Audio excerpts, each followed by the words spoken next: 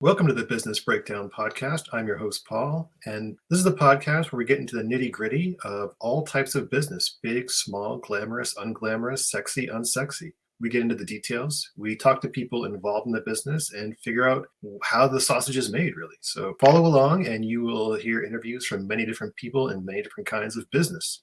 Today is a special episode. I have someone that I've known for over 20 years, I believe. That's how old I am now. So I'm in that time where I've known Phil for 20 years. He is a noted producer of independent films here in my native Canada, someone that I went to film school with, producer Gerry Lattmann of the Dot Film Company. Gerry, welcome. Hey, Paul. Thanks for having me. How you doing, man? Awesome. I'm very excited about your hat. I think it's great promotion for yourself and just a great logo. Yeah, you gotta get up on the soapbox every once in a while, you know. Every once in a while, every once in a It's also while. my hair is really messy, and I prefer to just wear a hat if that's okay. I completely agree, and I'm also wearing a hat, so I Yeah, think thought it was it Hat matches Day up nicely. today.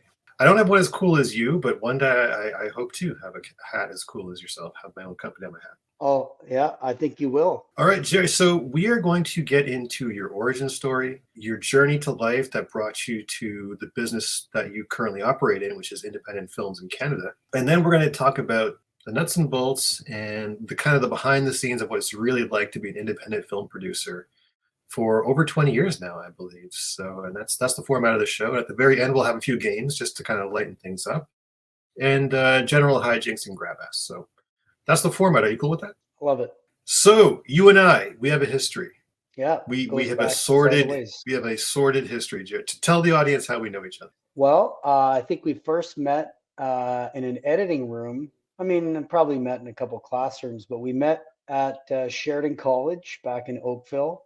Shout out I to think it Sheridan was, College. Do you know what the yeah, Sheridan College sports team name is? Because I have no idea. you know what? I do know this, but I can't remember what it is. It Because is, we should say go, Griffins or whatever we're called. Because I don't even know yeah, what it is. I don't want to embarrass myself by taking a guess. All right, Sheridan German Shepherds. Shout out to you. Yeah, Go team. yeah, we met at Sheridan College. As it was back then, all filmmakers would kind of work on each other's projects, which I really like because I got an opportunity to work with some great people. Me coming in, I didn't have any film experience at all. I was more like a business Near background. did this guy. Near did this guy. Had zero experience. Really, I did I not was know it was that. straight. I got an English degree of all things. You Idiot that I fooled me. was. Oh, just You straight fooled up idiot. me. Anyway, go ahead. Well, you were like the writer back then, weren't you? Like I you had did to be. I do, had nothing else to offer, really. yeah. Well, you certainly showed that. So me, I had a same. I was more business and organizing skills and being able to manage the money.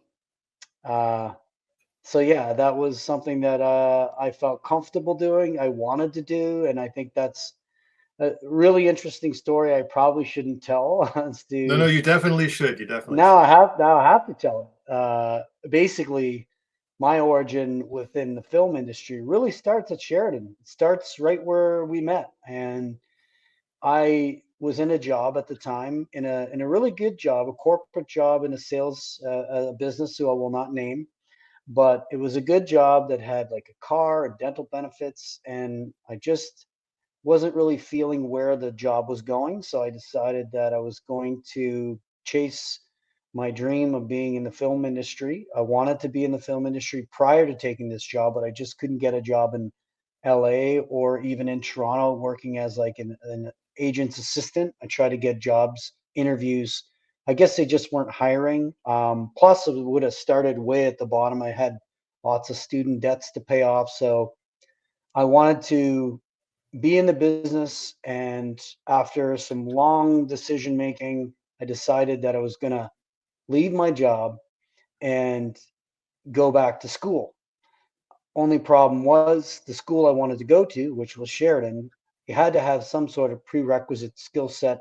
You had to have, I believe, you had to have some sort of a film resume of sorts. I didn't have that. So I reached out to the school program people, who I won't name in case I get them in trouble at the time, and Yeah, they could we're probably not figure trying to out. get sued in this podcast, and thank you very much for keeping that Well, I quiet. don't think they did anything inappropriate or illegal anyway, but Either as way, far as we play it safe on this podcast, and we yeah. appreciate you doing that, Jim. Well, I reached out to the school officials, and they just so happened this was around the summertime. They asked me to come to the orientation for the students that were already enrolled. I hadn't been enrolled, I hadn't filled out an application, nothing. So, in the hopes that maybe I could have an interview where they could talk to me and learn a little bit about me. So, I did that. I met with two people in the back office at Sheridan College, and I explained to them my story. My story was pretty straight, simple, was I want to be a producer and I need to be in this program when it starts in a couple weeks from now, and I'm in a job right now that I'm willing to leave just to be here. And they let me in on a part-time basis, which I think is the latitude that they were allowed to have. I couldn't let me in full time because I didn't have what everybody else had. So they gave me a shot. They let me in.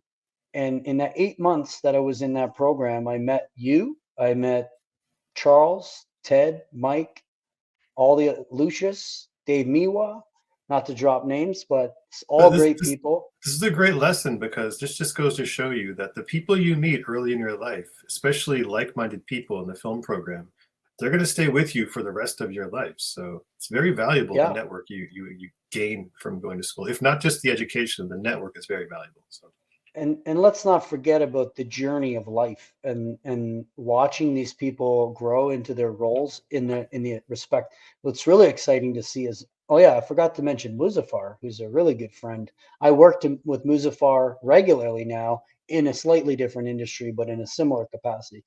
But these people, you get to watch them become something. I mean, all of them have become something in their own right, and they're doing things that are really interesting, regardless of what it is they do. They're some of the most interesting people that I've had the pleasure of knowing and getting to work with. I want to work with them again. I got to do my job though, which is to produce. Maybe I'll be lucky enough to work with these folks again, which is what I'm working on right now. So I'm just to fast forward on the story. It's a long story. It's a long story, but I'll try to shorten it up. But it's essentially one of the filmmakers at the school got a grant from the CFTPA, which was the Canadian Film Production Television Association, which I don't think they're in existence anymore. I could be wrong about that. Should know that, but I don't. They gave us 15 grand to make a short film called The Putting Edge. So they had all these programs back then where a filmmaker could actually get a couple bucks to make like a short film, which would become a calling card, which is what this film was.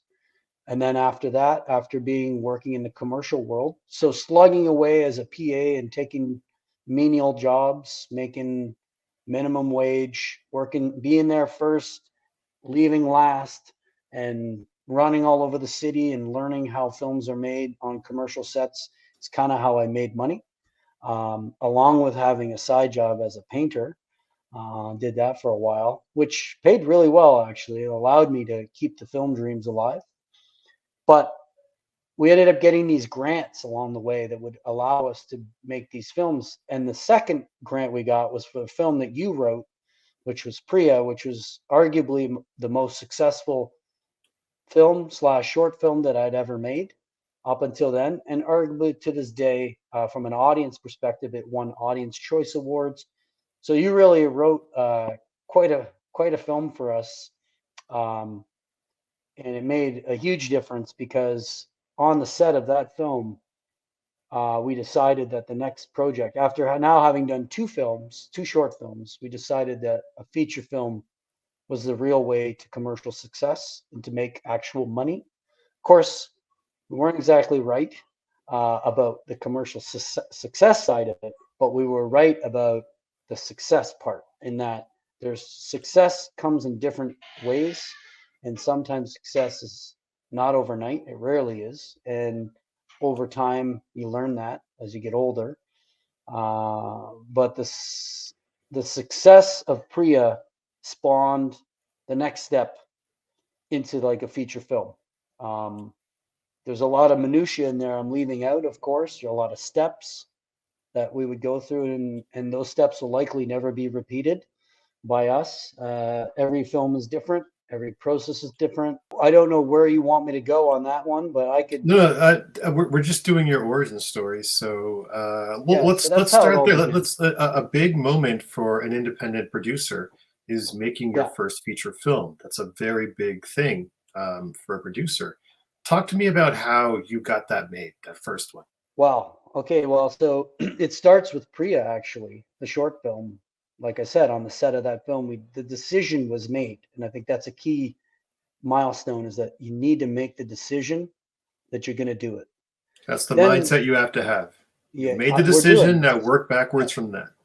It's a critical thing that I think it's overlooked when you're starting out, is like, you don't actually decide to set a goal and create a destination in your mind of where you want to be within a certain period of time. I think you're failing to do the key job of planning to do something. And then as human beings, we need to take action to make those things happen. And that's the fun part, I think, is figuring out, okay, well, if this is what we want to do, how do we get there? The how we get there is, in the film world at least, I find, is often can be very different for different filmmakers. My experience might not be the same as it would be for someone ahead of me or behind me, but there are similarities. Obviously, you need money, you need actors, you need a camera. um, can't really make a movie without those things. I mean, so Now in short, we should mention at this point that this is your first film, Things to Do, which yeah, came out in 2006. I From the came from You're right. Sorry, go ahead. It did come out no, you're right. It came out in 2006. So Priya was came out in 2005, which means It it was was probably shot shot in 2004. Is that correct? exactly. That So you're from the very moment you made the decision in 2004 to the yeah, time Things to Do actually came out was about a year and a half, 2 years, you'd say? yeah, really good. Yeah, your timing Mhm. is succinct. So the I had the timing burnt into my head as to all how this happened, because it was very vivid as to the journey to get to the first feature is quite a roller coaster, and then what happens after that was even more of a roller coaster. But the Well, short story let's get into is, the roller coaster, man. Let's go. Let's do it. yeah, it's an interesting story. The audience wants to know the details, the stuff no they never hear Yeah, about from those fake Hollywood jerks. So let's talk about it. yeah, they're not all jerks, just some of them. Um, yeah, so it starts with the decision, we're going to make this. So then, it was in November of 2014 when we were making Priya, and we shot Things to Do in July of 2005. Mhm. So And between for the audiences November, at home, just to let you know, this is back before digital technologies had made right? filmmaking pretty affordable. This was back when things were actually shot on film and they were That's cut right. and edited on film. It was this whole film-based process, which was extremely expensive. All the gear Yeah. was expensive, all the crew was expensive. This is when filmmaking was extremely hard to do. So go ahead, Joe. That's a great point, Paul, because that added to the challenge of even just making a movie. You couldn't just pick up your phone or pick up a camera and just go shoot away and shoot all day long. You had to be you had to budget. How Yeah, much film do we need? people don't realize that this is almost caveman technology at the time. But when you would Yeah, change, so when the camera assistant would have to change the roll of film on the camera, like a Bugs Bunny cartoon. yeah, They would put the film in a light-proof bag, and they would have yeah, to change the film through this intricate process without looking at it because light would damage it. So there were yeah, these ninja kind of camera assistants who could unload film, and then reload film into a magazine. It was the IATSE test for a camera system. They would blindfold people and have them change different mags of different kinds of film and different cameras to see if they could do it blindfolded, like samurais or ninjas or something. But this is the time it was back then. I didn't know that that was the test they had to go through. Yeah, that Very was the test. interesting. That was the camera assistant's test. Uh, well, I think it's worth a shout out to Adam Turini, because we're going to call back to him on this roller coaster about to go on. Camera Adam assistant Adam Turini, Turini. There you go. AC, he was quite an interesting character. I Still really is an enjoy interesting work. character. Oh yeah, he's a great guy. I used to go to movies with him in between the making of movies, and we used to talk about lots of stuff. Got to get back to hanging out with him. I think he's got a mate now that keeps him busy. So, She's a very um, nice lady. I've met her. She's oh, nice you lady. you met her? I Yeah, never met once. her. I met her once. What's her name? I guess are we I allowed to don't talk about? recall, but he helped. Oh, I gave him a job as a camera assistant on a failed short that I did, but I did meet her. back to the story, I guess. So Yeah. yeah, you're right. So from November to July of 2005, we decided that we would go. We had to write a script. There was no script, but there was an idea that Ted and Mike had that they were bouncing around already, like what would be the feature. And it was centered around like a high school teacher living in a high school and what would that be like, and the birding thing. This has ended up being what was originally called the ornithology of Ron No, Spencer. This are we is a still talking feature about film. things to do, or are we still talking about? Oh, I'm sorry. Well, I'm actually wrong about my own story. Yeah. Yeah, they when things to do was successful. So When let's it just talk when it about getting to things to do, the whole let's process, everything I'll come involved. back to the birder story. I got my Yeah. stories mixed up. Murder is your second feature film. Things to do. We're still on number one. So, I don't remember actually the genesis of the idea for things to do but specifically. let's just talk about the business side, getting it done, the Let's get into negotiations, that. and So all they those wrote a things. script. We Yeah. wrote a script. They wrote a script, had something by January, a first draft. And naively, we thought, okay, we'll go to Sundance Film Festival, try to find some financiers, a distributor, maybe some actors. We just thought we would go meet people. So we got in a car, and Ted and I drove down to Los Angeles, and we made a stop. First, we went to LA to meet with Daniel Wilson, who would eventually appear in the film. Who was also a Later that cousin of the Wilson brothers, Owen and Luke Wilson. He's a cousin. I believe that is correct. I There you don't go. know the exact family structure, but I believe that's correct. If you look at his Um, face, you know what family he's in, I think. yeah, I'm sure Dan won't disagree with that. Hmm. But we met with Dan. We stayed at his place. He was staying in LA. That guy's a world traveler. I don't know what he was doing down there. I think he was editing at that time, or I'm not sure. Dan was a bit of a mystery, I guess.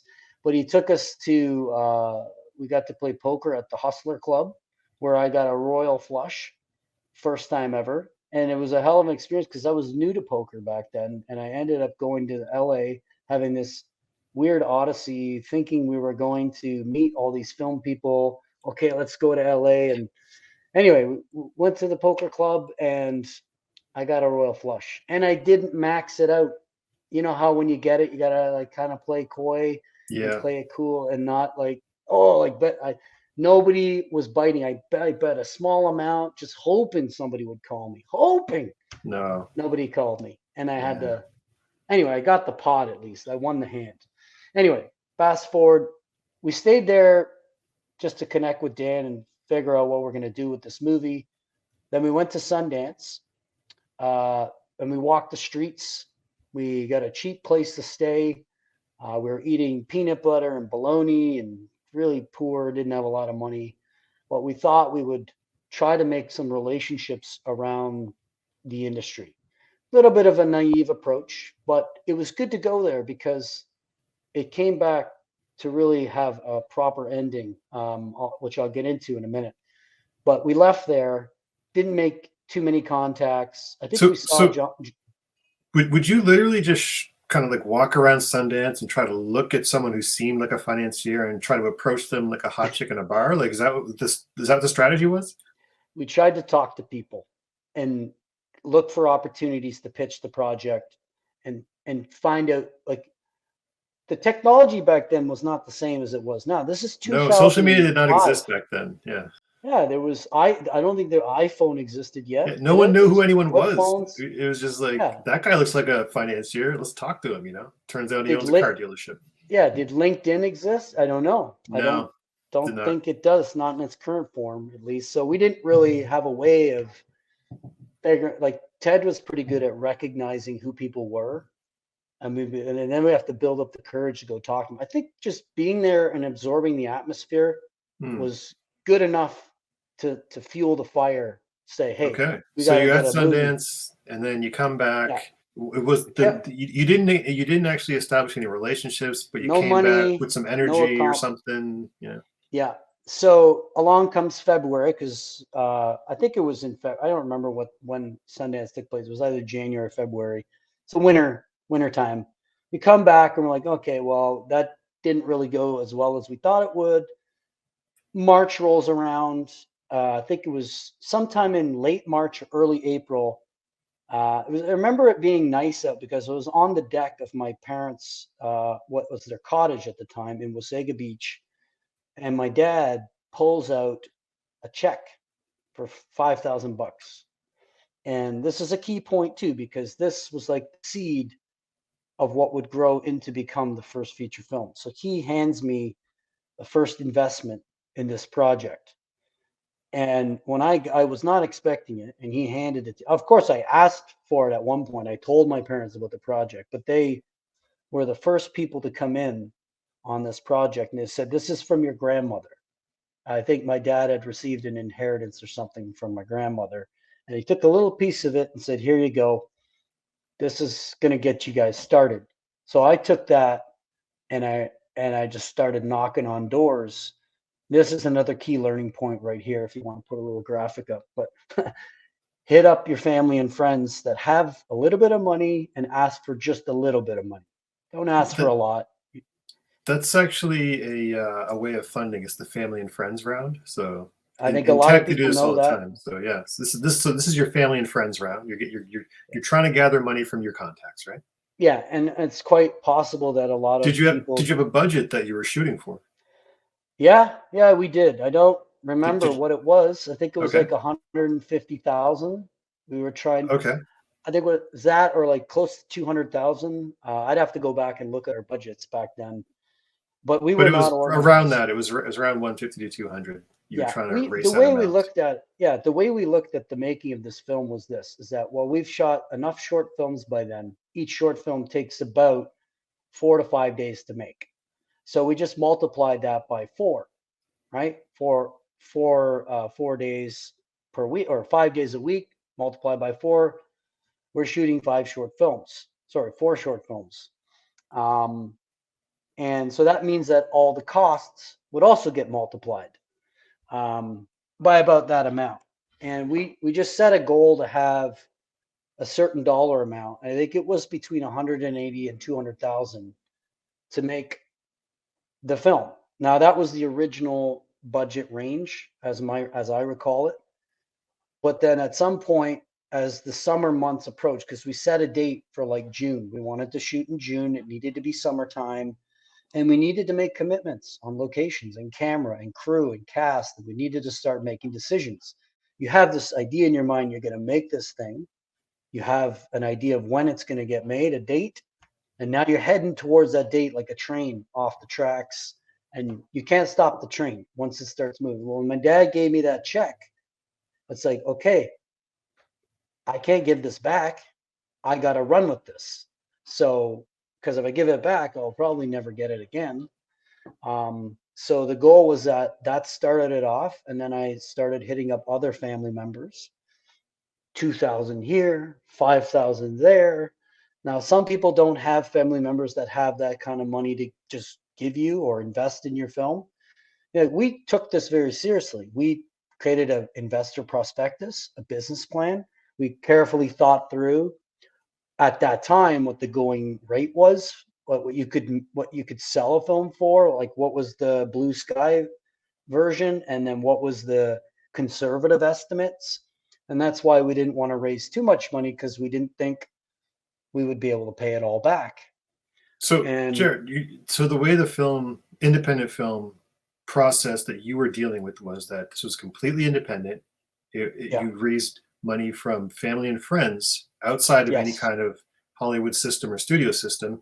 And the idea was correct. we're going to create this film, which is now a product, and then we will Hmm. sell the product to the highest bidder. Correct?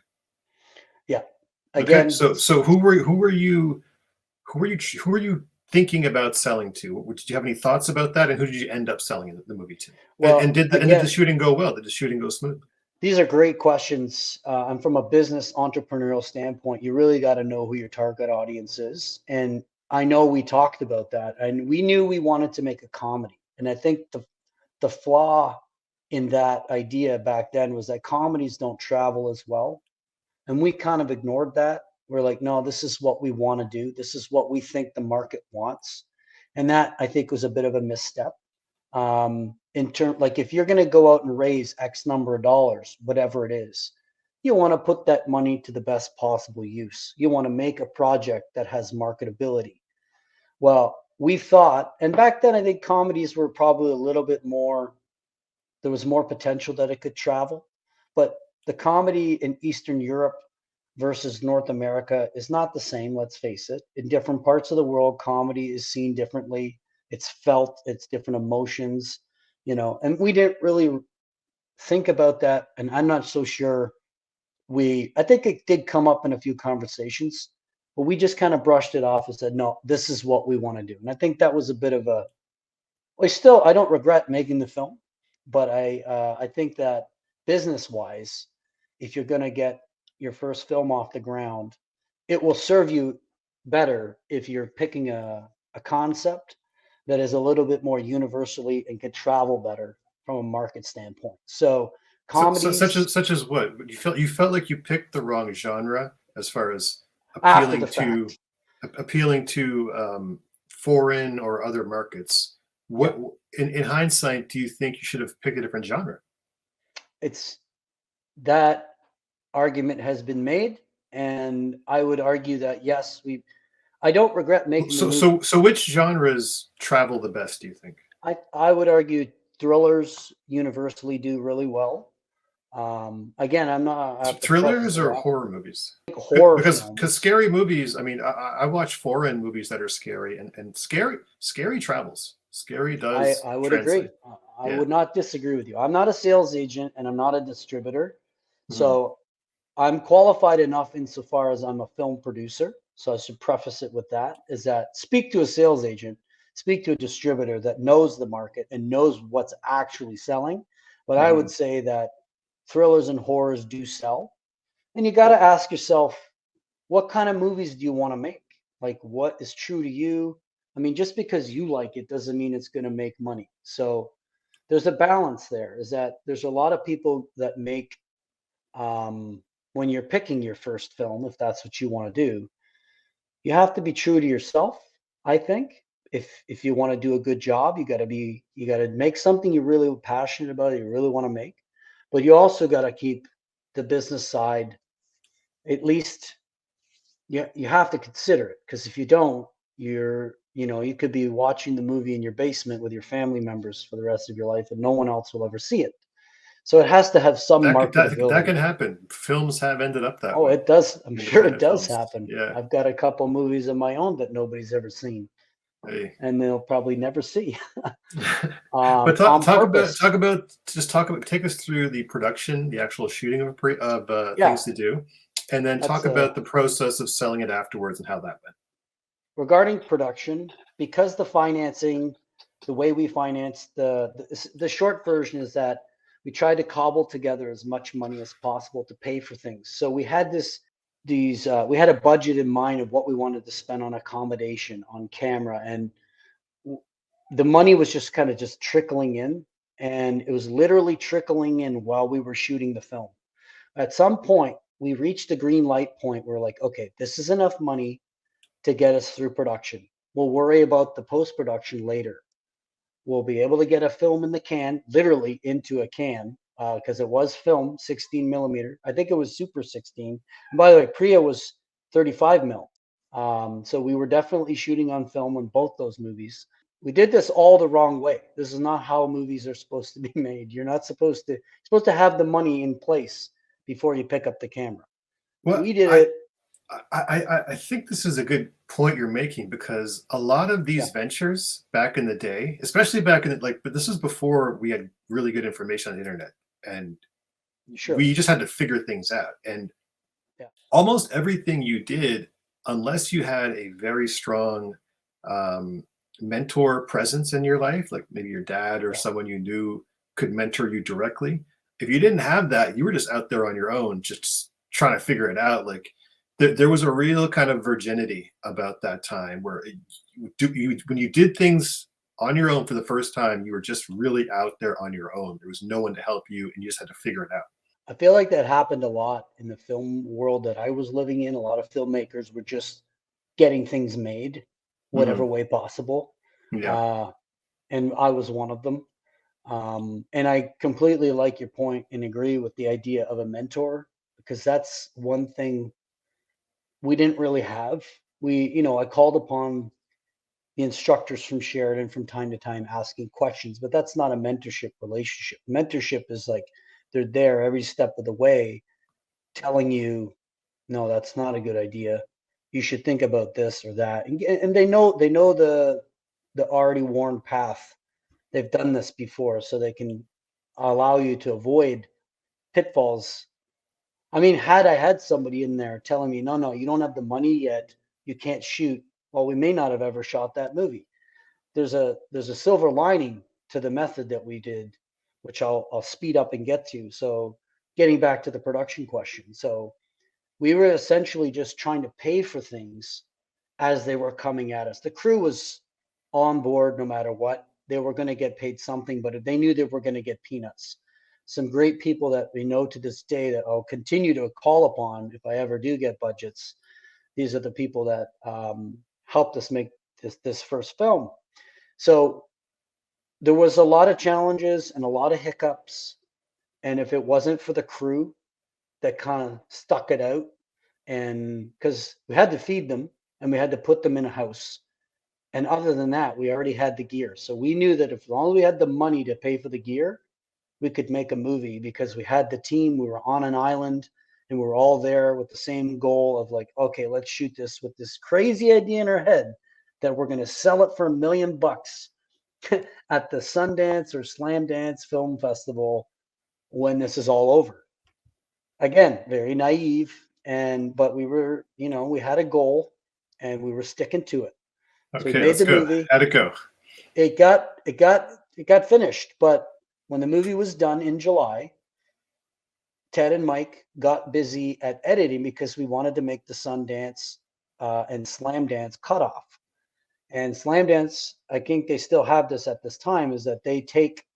We didn't get into Sundance, but they take Slam Dance takes first time directors at the time. I think they still do that, where you have to be a first time director, and this was Ted's first film. So we submitted to them. We didn't get into Sundance, but we got into Slam Dance. And at that point, we're like, holy crap. Within a span of less than a year, they wrote the script. We poorly financed it, but we did. We shot it. And then it got into what we thought was a perfect festival for this independent film. Um, and and at that point is like, okay, well, now we just have to get it in front of all these distributors. We need some help. We need to get a hold of these people. And again, back then the internet was not proliferated. We didn't have easy access to these people. So Mike Stasko, who went to Columbia, suggested the idea of getting a sales agent. One, he had, I think, Columbia University, by the way. Okay. Mike came up with the idea to get a sales agent. Um, and that was to help us navigate. We knew we were going to be in Slam Dance. Okay. So So they got this. we, So how did you get your sales agent? we literally cold called a gentleman by the name of Stephen Beer, who agreed to take the film on and help open some doors. Okay. So what And does a get sales agent do, and how does that deal work? How does the all sales agents do quite a bit of stuff, I imagine. Mhm. But he wasn't actually a quote unquote sales agent. He was more of an advisor, a film advisor of sorts. I don't think sales agent is the right term for Stephen. He's a lawyer, first of all. But we brought Stephen in to help us navigate the waters of Slam Dance and get distributors to show up. That's what we hired him to do. And we Okay, did so you have hired we him did for have his connections to distributors, basically. pretty much. Okay, all right. Did That I was it recall. a was it like a retainer, or Retainer. was it It like was it more was a like a retainer? retainer. All Yeah. right. So So talk about just that. Just talk about how the retainer works and what he does and how that relates to you selling the movie, and how did you sell the movie, and how did that go? right. Well, regarding the retainer and the structure of that deal, honestly, I don't remember the specifics of it. I just remember that we hired Steven, so he received a retainer, which is a fee Mhm, to operate on our behalf and get distributors to come to the screenings that were available at the festival, and that was it. mhm. And he was also going to, if a sale were to come out of that, he would then help us negotiate, I guess, the price. And back then films did sell, and so we weren't completely off our rocker. It was a matter it was a matter of, did we make a good enough film that someone would want to purchase, lock, stock, and barrel. We wanted to sell the whole thing. They could take it and distribute it wherever or however they wanted. We would have been happy with that. By the Um, way, Lock, Stock, and Two Smoking Barrels is a great independent film from the '90s. yeah, So it please is a continue. very good film. Yeah, Guy Ritchie. yeah. Um, Bet you had produced so that, eh? That would have been awesome. yeah, I missed out on that one. He called me up, but I was too busy at the time. Oh, So that would have been a good one to produce. I told him to go find someone else. Yeah. In So any event, continue. Yeah. so we got to Slam Dance, and Steven did a great job of connecting us to the film. Was watched by Fox Searchlight, um, Sony Pictures, um, and I believe there's one or two other ones in there that had come to some of the screenings. There were 3 screenings in total, I believe. One was in Salt Lake City, oddly. But Slam Dance, for those who don't know, is hosted at the same time and in the same town of Park City when Sundance is on. It's kind of like a Yeah. sister So brother. so Sundance started off as a very independent kind of small film festival, and then films from Sundance started selling for really high amounts of money, and then it became very Hollywood. So it became part of the Hollywood annual thing where it's like everyone in Hollywood goes to Sundance when Sundance is on to look for the next big film. So it got to be very, I guess, it just went Hollywood. Sundance went Hollywood and kind of Commercial. abandoned their independent roots. And Slam Dance popped up as a reaction to Sundance being too commercial. So Slam Dance became what they felt like Sundance had started out as, and then become corrupted by the Hollywood system. So that's where Slam Dance kind of fits in this whole thing. Slam Dance is kind of like the more punk rock, more true independent type of movies. So please Yeah. continue. Yeah. So we screened it. And what was also pretty cool is a lot of the crew, Adam Torini included, came down to be there with us. My girlfriend, my brother, um, and all the film crew. A lot of people who I'm friends with to this day. That was a very exciting time. Our film was playing there, and then Steven got us into some New York party. There was people, naked people painted. I remember that, and there was a basketball court in the place. It's pretty ritzy stuff. We weren't really used to seeing that, but good time. And the best part was that our film friends were there to enjoy the experience. I mean, I don't want to start naming who was all there, but it was No, no, just one. don't keep us in suspense, Jerry. Did it get sold? Who did it Well, get sold to? okay, well, it didn't get sold. Oh, okay. At the festival, it didn't get sold. But while we were there, this Mm. is the silver lining: is that Telefilm Canada uh, called us and asked us. They had heard about the film, and I guess they wanted to know what we were working on next. That happened. And secondarily, what happened is Mongrel Media also called us because they were creating this new thing called the Festival Collection that was to be in Blockbuster. They were collecting films for a library of films that were independent that would have a shelf or have a home on the Blockbuster shelf, which was hard to Blockbuster is an do. old video store for the millennials Yeah, who have never heard of Blockbuster. yeah. They used to rent DVDs and Yeah. I believe VHS at one point. You had to actually leave your house to get a movie to watch back in the day before the internet, Yeah. before Netflix took over. So Okay. That was an experience that shouldn't be overlooked. I mean, Hmm. going out on a Friday night and picking up some junk food and renting a movie. I feel like the kids of today that didn't get to go through that, it, Yeah. I think it was a great experience. I met one of my good friends doing that. He Hey. used to work at a video store, and we're Yeah. friends to this day. And we forged a relationship because he worked at a video store. All So right. So you had this Mongrel Media deal where they're yeah, trying to get independent films into Blockbuster. yeah, and they did. Mongrel Media has got to be. I don't want to speak about any other distribution companies. But Mongrel Media, in my opinion, is top shelf in terms of like a distribution company. Um, they they did more than we could possibly ask them to do with our film, and to put it into that collection um, was great for us because it opened the door to other opportunities, specifically the telefilm deal. I don't think the Mongrel deal did that specifically. I think the film did that, but being able to say that the film was distributed by this reputable Canadian, which was also at one point an upstart with Hussein Amarshi's company. He's a phenomenal person. He did a great job distributing the film, him and his team. Very pleased to be part of that collection. Telefilm calls, like I said, what's up next? And that's where the idea of the teacher in the high school Oh, well, was found. let's just finish off. Sorry, one sec. So things to do, the distribution and Yeah, sale of things to do. Was it yeah, profitable? Did you get your money no, back? Let's talk about no, the aftermath. It was not. Okay, so this is a case no. where you made your first film, you guys distributed, uh, but it was not profitable at the end. How did that impact, I guess, the finance? Like, were you able to return any money to investors, your friends and family investors? No, not No. really. Okay. Okay. Um, we with the So it with the only money that covered the expenses of making the movie, basically.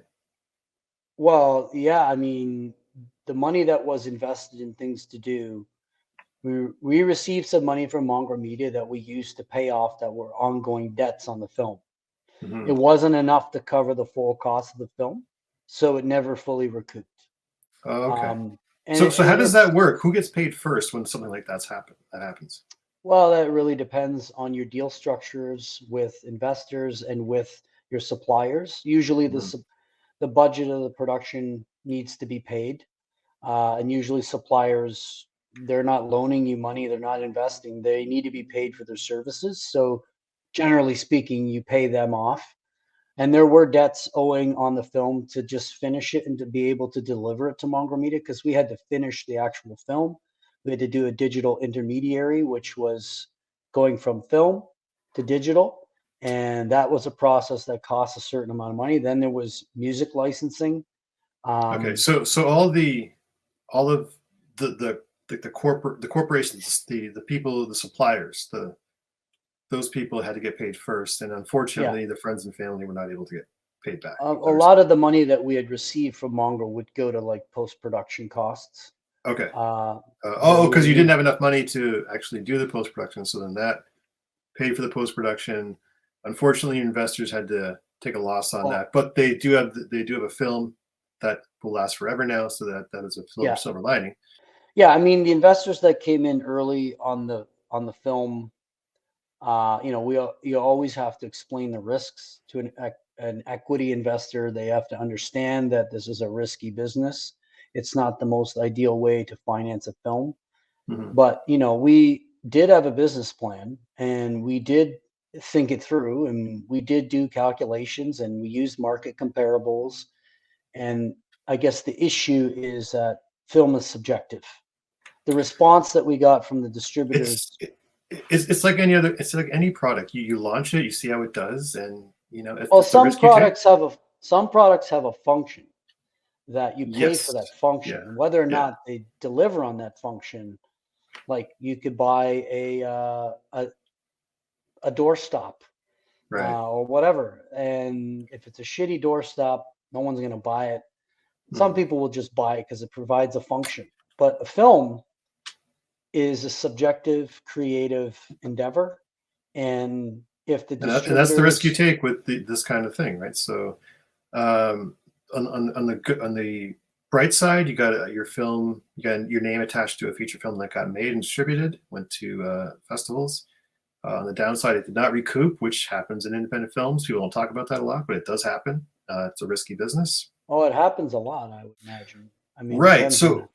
so you're mentioning so take us to your next you have other production credits on some other films, but Hmm. the Yeah. next major production that I guess you had your name on was another collaboration between you and the director Ted. And tell us about that. It's called The Birder at the time, but it's called Birdman now on IMDb. Do you want to talk about that? Yeah.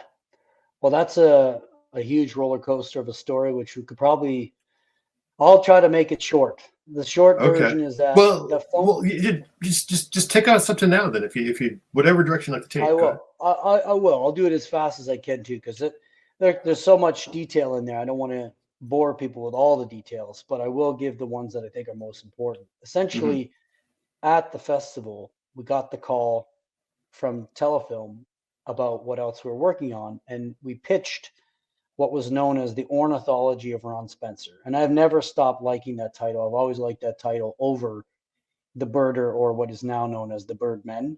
I Hmm. don't like the title The Birdmen. I never have. I understand why the name needed to be changed, but I don't like it. Okay. I like the Birder second, but the ornithology of Ron Spencer was the first title of the film. It took 6 years, and thankful to Telefilm for all the support that we got in those 6 years. They funded every round of development from the outline right through to the final script. 6 years from 2006 all the way to 2012, that film was in development. In So my opinion, that's way too long. let's talk about that. You mentioned on things to do, the financing was friends and family for Yeah. the ornithology of Ron Spencer. We're going to call it, I guess. Talk about how that was financed. How much of it was telefilm? How much of it was other sources? Let's just talk about how that got Well, again, that is a bit of a roller coaster of a question because it got financed and then unfinanced once by or twice. by who? Prior, well, initially, we had gone around and raised a bunch of private equity from private investors. From Um, actual investors or from friends and family? some were friends and family, and Okay. then a lot were investors that were in our ecosystem, I guess, people that we knew who knew people. And we would Okay. go around, we created a business plan.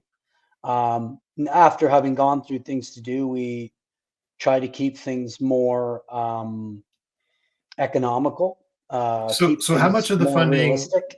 like how does the funding pie break down as far as how much comes, what percentage comes from telefilm, what percentage comes from private equity? How did that work? Well, with this particular film, the lion's share of the funding. Well, I got to pull out a calculator now, Paul. I No, mean, I just don't off know. the top of your head, what would you estimate was telefilm, which is a Let me think government about agency, that. by the way. So I'd say about 40% was private investors, maybe okay, so sixty 45. percent I'm telefilm then. ballparking. So 60% No, telefilm. no, no, No. it was not Oh, Telefilm. So this is the interesting part of the Telefilm story is that we go through 6 years of development. Then we move into the production phase. They agree to fund a large percentage of our budget, and this was a $1.2 million budget at the time, mhm. around that around that number. And we agreed to they agreed to support the project. The last piece of the puzzle was going to be OMDC film funding. So we had Telefilm agreeing to give us a good chunk of money. We had some private investors tied into the project. I think at that time, Harold Greenberg was a piece of the puzzle, and then there's the tax credits. So Harold But Greenberg is another funding agency which was set it up as a was, charity. Yeah. yeah, they're no longer in existence, Okay, as but far as I know. I'm just trying to break it down for the Yep. listeners at home.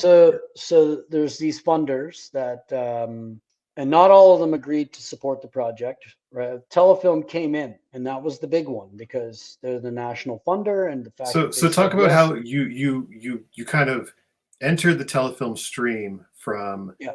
certain money you get from the script writing phase, and you kind of ride that stream upstream to production. Talk about that. Yeah, so I think it's in the interest of Telefilm to support the projects that they've developed, and I think that's something that's very common. That if they're in on the early stage and they go through the whole phase of developing the project, then they're more inclined to invest in the production, which they did. They agreed to do. We also had to get a distributor in order to get film funding. You have to get a distributor, so we were able to do that. But the linchpin was the OMDC funding at that in that particular. So what does OMDC stand for? What is that? At the time, it was called the Ontario Media Development Corporation.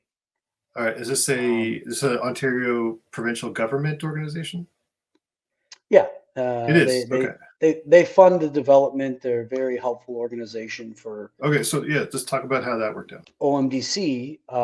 Did not support the application at that round, and that basically crippled the project because without that piece of the pie, we don't have the budget that we put forward. So we had to give the telefilm money back, um, but we envisioned a project that could be made for less. We had raised all this private money. We had the support of the local economic system where we were going to shoot the film, and we had to make this film. And through a roller coaster story, I mean, there's so many aspects to it, but there's everything from casting to the camera package to the crewing up of the film. Eventually, what happened when we lost that, when that application didn't come through, we had to reconfigure the project. Um, up So until so that point, you had to shrink the budget basically. we had to shrink the budget and go in with a different vision, Okay, so you which we started did. off at 1.2. Uh, And we do you brought remember it what down. is to? Yeah, we brought Yeah. it down to like the 650 range, Okay. All right. which is a huge drop.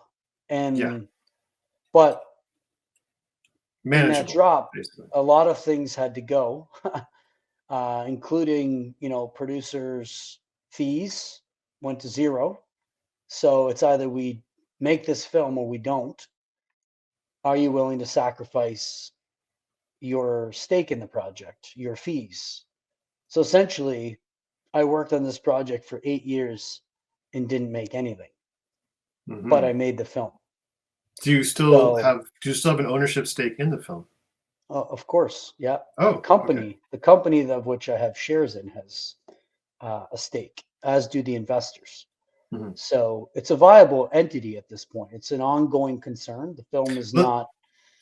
that's a great point to make because films and media like this, when you make it, it's there forever. It's an asset forever. I mean, Yeah, this could be your films could be watched and then I guess licensed. revisited years from now by a new Yes. generation who thinks these are the greatest things ever. You know, you Yeah. never know. So when you make a Yeah. movie, it's an asset that you put money into once, but it could theoretically create money for the rest of its existence, as long as you have copyright, which is like I think 50 years after your death. Disney keeps Yeah. pushing copyright back, so you might be able to own it forever. Who knows? Depends on what Disney does. Yeah. Well, we'll be certainly trying to. I mean, even that goes for things to do. It's not out of the realm Yeah, of yeah, no, yeah, possibility. absolutely. This goes movies, albums, music, works Yeah. of art that get produced. They are assets that last. They're durable assets. They last forever. So. Yeah. I mean, some projects probably last or stand the test of time better than others, but the with all these new streaming windows that pop up, it creates an opportunity to sell your completed works because there's a lot of factors that go into selling a Canadian film. For one, it's a can these projects we're talking about are all CanCon, so that means Canadian content. That means they're created and produced by Canadians, and so the Canadian networks out there might be more inclined. They need to fill their airways with Canadian content, a certain percentage. Obviously, they're looking for newer content as the years go by, but from time to time, you can slip in an older project and make a sale. Well, here's the thing. You guys have the #1 bird watching movie, Canadian produced bird watching movie of all time. No one can Yeah, take that away from you. yeah, You absolutely, own the bird watching niche as far as Canadian films go. You absolutely. name me another Canadian film about bird watching that's I better than can't. yours. You can't. I You can't. can't do It's it. not possible. It's impossible. Now, No. unfortunately for you, at roughly the same time as The Birdman came out, a larger um, budget Hollywood movie with Jack Black came out, which is also about bird watching. So you cannot, Yeah, unfortunately, claim the worldwide title of best bird watching movie. no. Very Yeah. terrible timing, which Yeah. you could not control. Well, there was two films actually that came out around the same time, around the same subject Oh matter of God, bird really? watching. And There one was a was like second a bird watching film that came out yeah, when the there bird. it's called The Birder's Guide to Everything. Oh no! And Oh, then there so was so The the Big birder Year came that out in wrote it. 2013, and what was the Jack I think Black it movie was I called? think it was 2014, The Big Year. And Okay. if you want to look up the other one, I think it's called The Birder's Guide to Everything. And I think it had I'm drawing a blank. I The mean, the Jack Black movie had Jack yeah, Black, so yeah. And that's it also something. didn't it also have Steve Martin Did it? or Owen Oh, Wilson? oh, that sucks. Yeah, I think it did. I could be wrong. Yeah. What was the Jack name of the Black movie was though? yeah, Owen Wilson's in it. And yeah, Steve Martin. Those The guys big aren't the big real year. Okay, it's birders. called the big year. It's called the big year. Yeah, and it's Yeah, about bird watching. yeah. And it came And out in 2011, and your movie came out after this, unfortunately. Oh, that's bad timing. yeah, I know. Yeah, I Ugh. feel like they stole the idea actually, but I can't prove it. That's how it is. And then there's another film The called the crazy thing is like in my entire life, I have never even heard of a bird watching movie. And in and the span of 2 years, in the span there's of two three of them. years, three of them come out. Like, what the Yeah, heck, man? How does that happen? I, that's the way the world works, Paul. I don't know, I man. I can't don't know. unless they're got some sort of audio. They're listening in on what's happening up in Canada because there's a lot of talented people in this country, and I feel like the U.S. are listening into what's happening on some frequency. I think they are Uh, too. I think they're they're, trying to they're steal our stealing all our ideas. good people. They're stealing Yeah. all our good Oh, ideas. and another one, your first movie, Things to Do, which is about someone who I think thinks they're going to die and starts making a Yeah, they go list back of things to do. makes a list of things that he would like to do before he dies. And then Also right around that stolen. time, the movie called The Bucket List showed up, Yeah, stole with your Morgan thunder Freeman. again. Yeah, Yeah, Morgan what is Freeman going owes on me. here, man? How did that Hollywood happen? owes me. I don't You know. got rug pulled twice, bro. I know. I know. I'm Yeah, not giving up though. See, the first time you can be like, you can kind of understand it, but yeah, to get to get front ran by another bird watching movie, at that point you got yeah. to be Two thinking, what two the bird heck? watching Two movies, bird watching movies you and got the other front one ran. has Ben Kingsley in it. By the way, Yeah, like what? Were you guys looking at each other like, what the heck is going on, guys? we Like there what? was a moment. There was a moment And where did you we're actually think to yourselves, okay, we need to pivot to another obscure hobby yeah. movie? Like, what were your thoughts? Actually, so after the birder, I took a Hmm. bit of a break because I covered costs on the birder. Yeah. Getting into the financials, I mean, um, it was a great film. I owe everything to the investors who made that happen. Without them, the film doesn't get made. We didn't want to give up on making the film because if you give up with all that effort, then you have nothing. You have nothing to show for it. We needed So to, pivoting to another movie or rewriting the script, that was never considered. You were just like, no, we're pot committed. We have to follow through.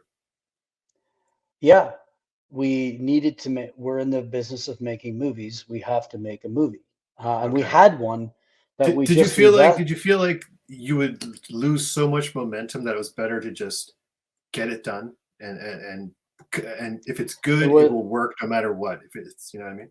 well, we already believed that it was good Okay. coming in, So you're just regardless gonna of the. stay. You're gonna stay the course. You're just like, We well, yeah. There. I mean, life throws curveballs at you. You can't shy away when a challenge gets in front of you. I mean, Okay. if you do that, you're never going to get anywhere. You're never All right. going to, if when the chips are down and it doesn't look like this is going to work out, if you say, okay, I give up, well, then I guess it's not going to happen. So Hmm. with Hmm. that So, particular so you film, pressed on. You we just like, spent we spent at that point we spent about 8 years trying to make that film happen, and we were at the threshold of it happening. you're like, we have to do it. We got it. It's been 8 years. We got to do this thing. It's got to be made. I mean, we Hmm. spent a lot of time developing the actual IP, the script. This was not like Things to Do where we rushed a script Hmm. and we maybe made a good movie. No, we believed we had a good movie. Okay. And the business plan, budget was low, all the parameters matched up. We just had a lot of trouble getting it financed. And I think that's very common. It's not unlike any other film. It's just that some films, I guess, maybe they don't stay the course and they choose to move on to another project, or in some cases they do stay the course and they make the film. And that's what we ended up doing. We had to do it for a lot less. I mean, you got to give credit to Tom Cavanaugh and Fred Willard, who agreed to Shout out to continue those to, guys, man. Yeah. for, and Graham Greene, for all agreeing to work on the film These are despite. legends. These are legends in the game you had. Yeah, we're very lucky to have them, and we're Hmm. lucky to have the support of Telefilm. And the Telefilm eventually did come back in, by the way. They did support the project at a much lower level, obviously, but we were still grateful to have them. And I am also grateful to the distributor that stood up and said, yeah, we'll distribute this film. So if these pieces, special recognition needs to go to Roy Colavino, for without him, we would not have the ability to make the film, period. And So, by that point, what did he? What did he do to well, I'm support the not at film? liberty to disclose exactly what he did. Let's just say that Oh, without, okay. well, it's, That sounds kind of sinister. Did he kill no, somebody? no, What did he do? no, no. He saved people, actually. He saved the film. Okay. He made it possible. Let's just say he was very supportive financially. Oh, that's all you Um, had to say. Is he saved you with some money? That's well, great. it's, yeah. Hey, listen, So on this he, podcast, we tell it like it is, Jerry. We don't well, beat around the bush. that though, that's how it is. He came in, and without his contribution to the film, and he contributed in many ways. He was on set every day. He participated. He delivered equipment that was needed. He delivered actual. We had to build a birding tower. His family was very kind to let us build a tower. Like, my brother built the tower, but Roy provided, and my brother almost died making this tower. By the way, it was crazy. Do you Should want to never shout have his name out happened. here? You want to shout his name out? Christian Christian Lattmann. Lattmann. Thank you very much for building a birding tower, Christian. He did a lot more than just build a burning tower too. Like Thank you he, for everything you I, do, Christian. I don't want to turn this into a big thank you session, but there's a lot Okay, of people. let's stay on target. Let's stay on. Let's talk The about, point of this is that yeah. the chips were down at one point, and certain people came along at certain points and made things possible. But what we never did was he never gave up, and I think that's an important point to make about any business, is that Mhm. you can't give up.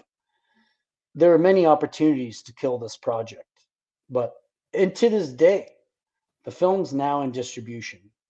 We've had a heck of a Well, roller sorry, coaster. where can people see the birder if you want to shout that out? Well, I believe you can get it on iTunes. Super Okay. Channel picked it up.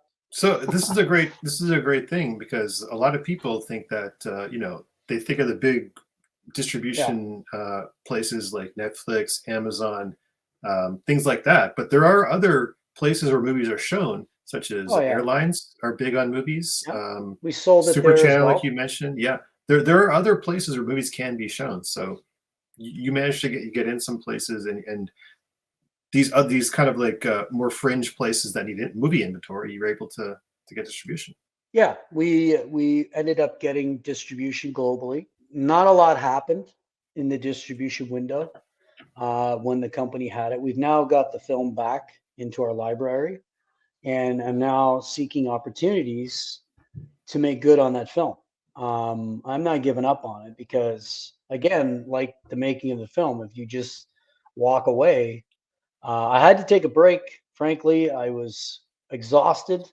I took a bit of a hiatus to go, I guess, work in a different kind of industry, making real money Hmm. and being able to create a life. But I never really left the idea that I would like to continue to make films. So I Well, continue to you've stick. continued to be involved. You're executive producer of Boys versus Girls, executive producer of The Control. Yeah, These are there's a role movies to that you've play. made with contacts that you made at film school that Yeah, you continue to collaborate with to this day. Yeah, and it's very rewarding.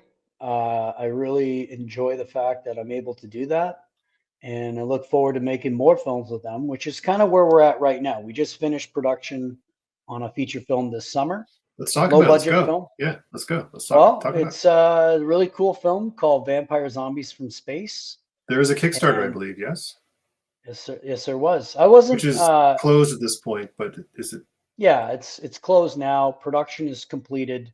We're But you can now go there into for the. information about the movie. Where can they go for information about the movie? Talk about that. I believe there's information on IMDb on our website. I Do you want to believe throw out the which. Kickstarter to get all the? Well, the Kickstarter's done.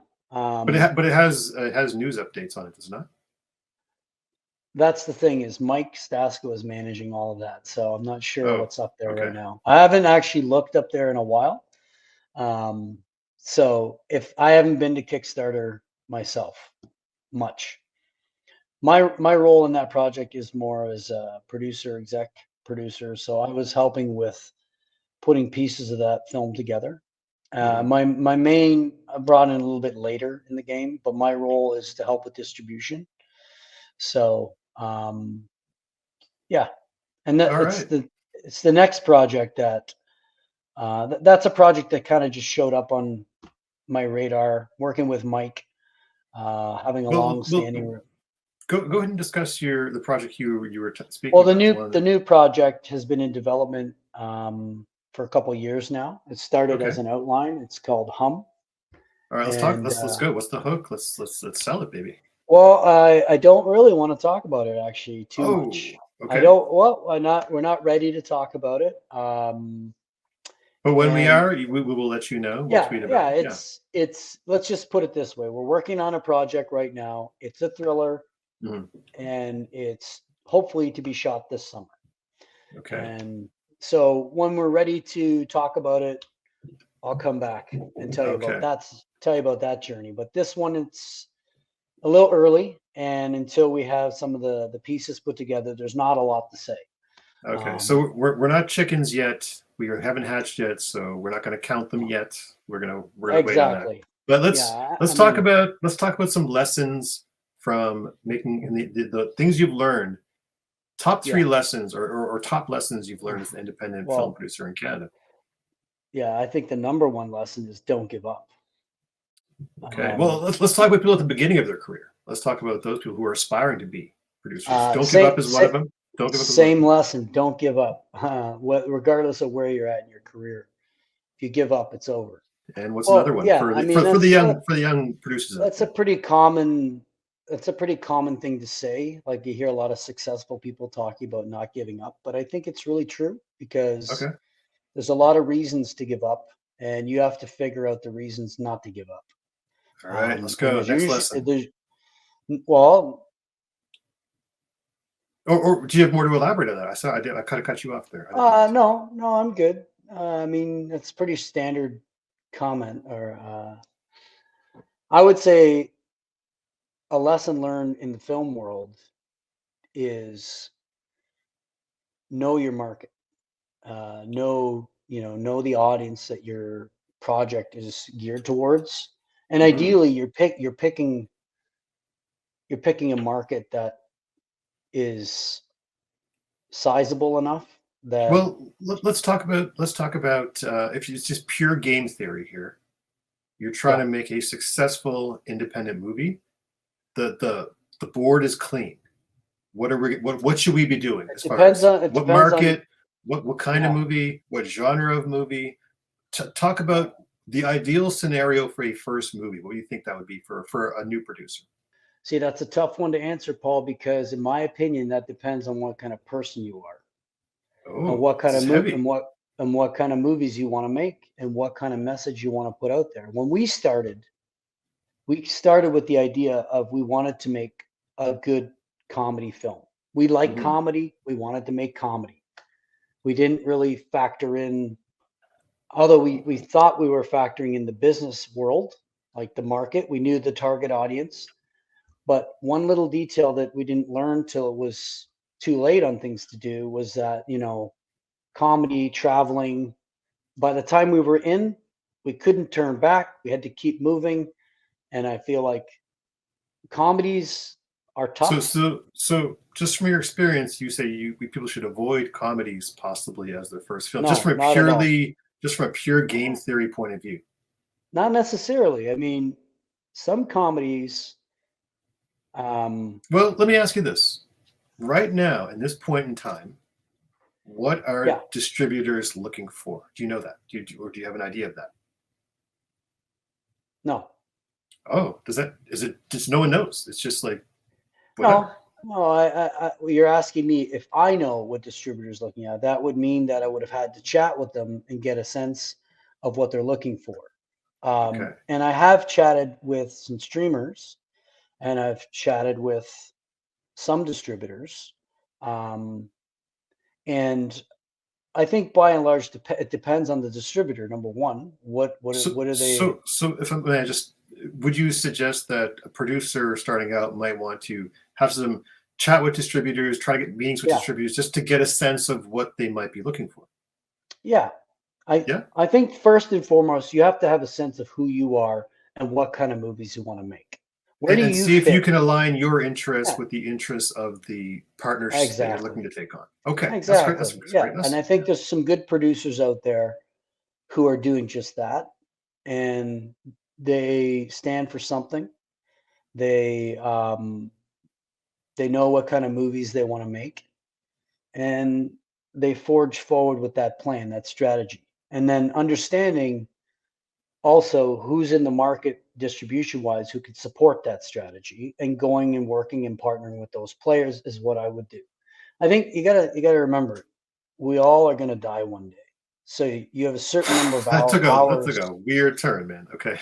That's not a weird turn at all. It's a fact of life that you got to Okay. spend the days and hours, your days and your hours, doing something that matters to you. I mean, that's in my opinion, that is the point of living, is that you have to enjoy what you're doing. Um, and if you're doing something, then you have to find the joy in doing that thing, whatever it is. If you don't know what you want to do and you're just doing something, I don't recommend that necessarily. I recommend understanding who you are and where you stand and what you believe in, and going after that and finding your way. It's going to be a rough road, but you don't give up and you keep at it, and eventually you will get through. All That's what right. I believe. Do you have a third piece of advice, or are we good with that that those? I think those two pieces of advice. I'm not sure. Uh, there's lots of advice someone could give, but I think I'll I stop can there. tell you don't feel like No, I you don't want have. to make something up just to make something Okay, up. okay. I mean, Let me there's ask you lots of another advice. question. Let me ask you this. Let me ask you this. Recommend one book, one podcast, Oh boy. one album, Oh and God. one food. These are your Wow. recommendations. These are recommendations. I hate to admit this, but I'm not a big podcast guy, but there's only one podcast I really listen to, Hmm. and it's Joe Rogan. Okay, that's fine. Um, Sure. book wise, Good to Great. I read that a while Classic. Yeah. ago. That's about, getting the right people on the bus. Sorry, what is it? Food? One album, music album, Album. Oh, and easy. What the one White food. Album. The White The White Album. Beatles White Album. Yeah, easy. All right, That's an easy one. that's a good one. That's a good one. Um, Food. and then food wise, I love food. uh, Yeah. I that's a tough one. I Listen, mean, I like to cook. we ask tough I'll tell you. questions on this podcast. I'll Yeah. give you one, but All in right. order for you to try it, you got to connect with me. It's Mm. my grandmother's Swiss chocolate cake. It's the Oh, I best want cake it. you have, I the want best it. cake you're ever gonna eat. In I am a fact, I've been huge thinking fan of about. cake. I'm a huge fan of cake. You like chocolate? I'm a cake enthusiast. I love Yeah. chocolate cake. Yeah. Cake in all its forms. I even eat cake pops at Starbucks, which is Well, ridiculous this is because actually not a. This is who actually eats a not cake that kind pop at of cake. Starbucks? That's ridiculous. This is not that kind of cake, though, Paul. I should probably I don't warn care. you. If it's cake, I will eat it. I will eat it I as in a cup form. okay. I Cupcakes, I'll eat call. that. I In a popsicle form, I'll eat it. Birthday wise, wedding wise, I love cake. Give me cake.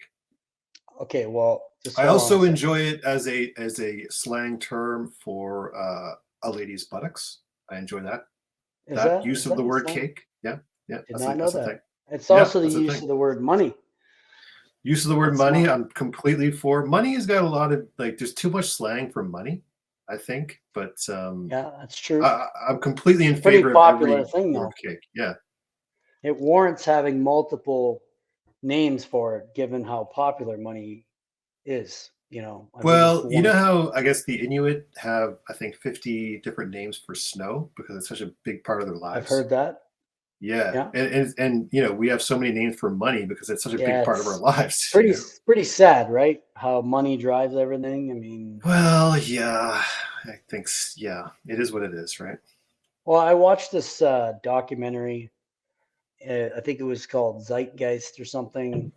Hmm. It was really long. It was like 3 hours long or something. Hmm. And they proposed a new economic system. They were criticizing the capitalist system and how socialism wouldn't work. And I found it really interesting at the end of the movie how they proposed this world that people could live in where they would do away with money and we would all just have everything we need because it's possible. Nobody would own their own chainsaw. You'd go borrow or rent or I don't know, take it out of the community chainsaw.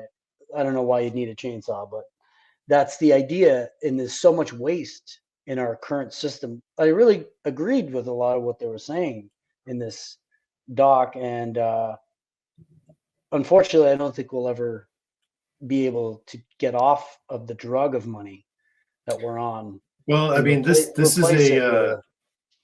this is a business podcast, so we're kind of pro Oh, money right. around here. It's a Yeah. little awkward. I feel kind of awkward right now. I don't You know know where what? to Maybe go from. that's a good way to close it out, huh? Oh, geez. uh, Listen, Jerry, thank you uh, so much for being the very first guest uh, on the podcast, man. I really yeah. appreciate you. We've been Fuck friends for a long money. time, and as you mentioned, it is my script which launched your career, and don't you ever Yeah. forget it. No, Um, it's a yeah. great way to start the podcast, having me on to talk about that. It's a good connective tissue there in terms of Hmm. telling a story. And for anybody who's wondering why we call it the Dot Film Company, just so we're clear, it's Hmm. not because we were at one point located in Toronto, which is also known as T Dot. Nothing to do with that. It has everything to do with connecting the dots. Oh, Whether that's you're telling a good. story or you're putting a project together, you're connecting the dots. That's what a producer does. You connect the dots. That's what we do. Oh, I love it, Yeah, Jerry. Thank you so much for being on the podcast. We will my chat pleasure. again. I'm sure we've been chatting for years. So, once again, thank you so much for bringing insights into the independent Canadian film producing realm.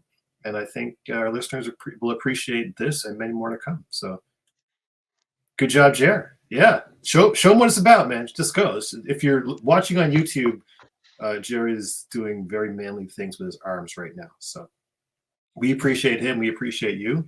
And we'll see you in the next episode where we break down the inner workings of all things business. Thank you so much. Have a good day. Peace out.